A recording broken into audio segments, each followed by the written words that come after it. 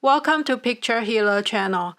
We talk a lot about classical Feng Shui, the flying stars, the 8 mansions, and the landscape Feng Shui. But in today's world, there's another dimension of the space we need to manage. That's the digital space. And I think we can use the same principle to apply to our digital world, including phones, tablet, computer, and other social medias. And I have 6 tips here I'd like to share with you to create a positive space in your digital world.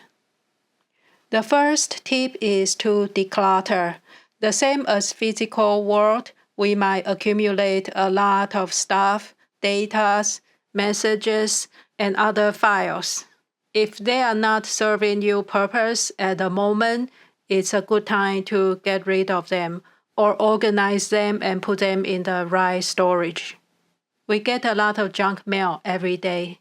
We should have some filter to separate those junk mails. And because the technology changes all the time, it's not easy to keep up. So every once in a while, we should clean out all the old files, unwanted messages, and unused phone apps or the tablet apps. If we don't do that, it gets really cluttered and it really affects our mental health. It's harder to concentrate and it can be very distracting. And once you do a purge or clean out all the junk mails and delete the apps you don't use anymore, you will certainly feel lightened up and you will feel more calm and less stress. Now we clean up all the junks. The second tip is to create a positive and a supportive space. So that can mean visual, image, video, quotes, or the sound, such as a ringtone and the notification sound. They should align with your values and your personality. Only pick the sounds and the visuals that's inspirational and motivational and educational or practical and serving some purpose. If it's negative, make you feel sad or distressed, then you should change it. A lot of social media posts and messages are meant to just intrigue you and make you click so they can get views. They are not designed with your best interest in mind. So you have to be really mindful, select and edit what's in your social media feed on your phone, tablet, and the computer. The third tip is about engagement. When you communicate with other people online, you want to give positive energy, offer support, and be helpful. Because we don't see other people face to face, so it's very easy to become negative and start complaining or encourage other people for the negative behavior.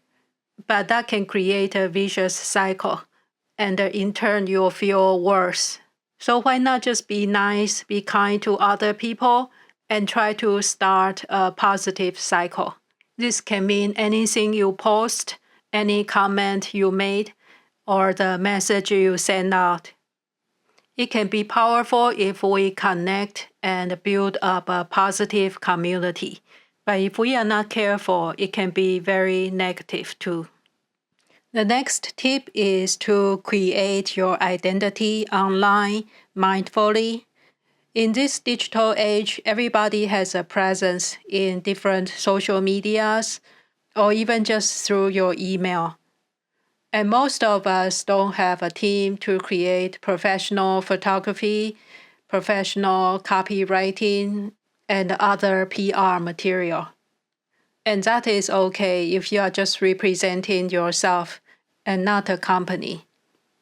Most social medias will need at least a screen name or a username and sometimes a profile image or even a quote or a simple bio.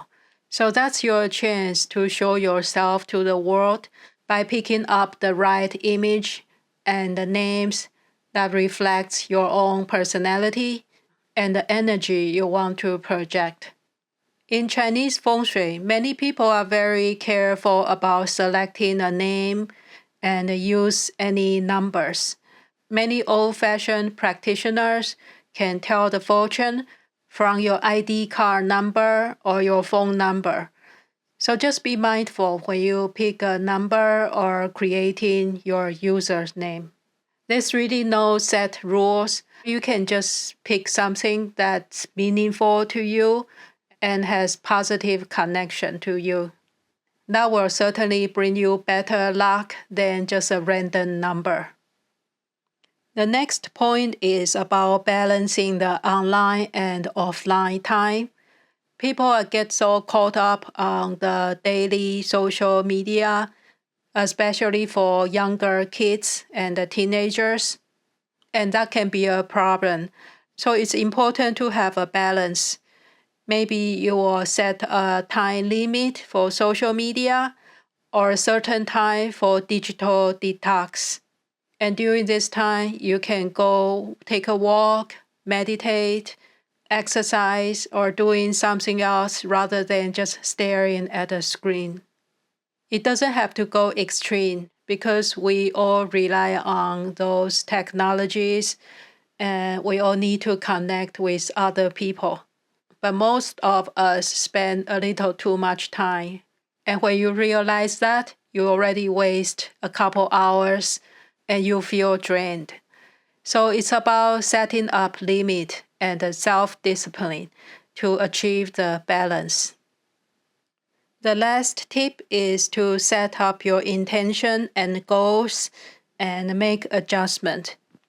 When we go online, you might want entertainment, maybe go on a game or watch a movie, or it can be educational. You try to do some research or learn some class, or you want to connect with other people, sending messages and go to online community. And once we know our intentions and goals, we can stay on track and avoid any sidetracks. We are very lucky to at an age and time that we can go online and do everything we want. But there's also a strong temptation to just scroll through mindlessly or go shopping. So it's a good idea to set up your goals and your intentions and the time limits for your internet session. And just as the physical world, we need to maintain it regularly.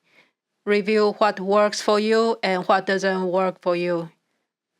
If certain area doesn't work as good as you like, you can make adjustments. As technology changes, there will always be new social media, new apps, and the next shiny objects. So we just have to review once in a while and reset everything. So to sum up, we just have to be more mindful, build a supportive community, avoid negative interaction, and avoid mindless scrolling and browsing, or let the negative images and words come into our life. I hope you liked today's video. Thank you so much for watching and talk to you next time.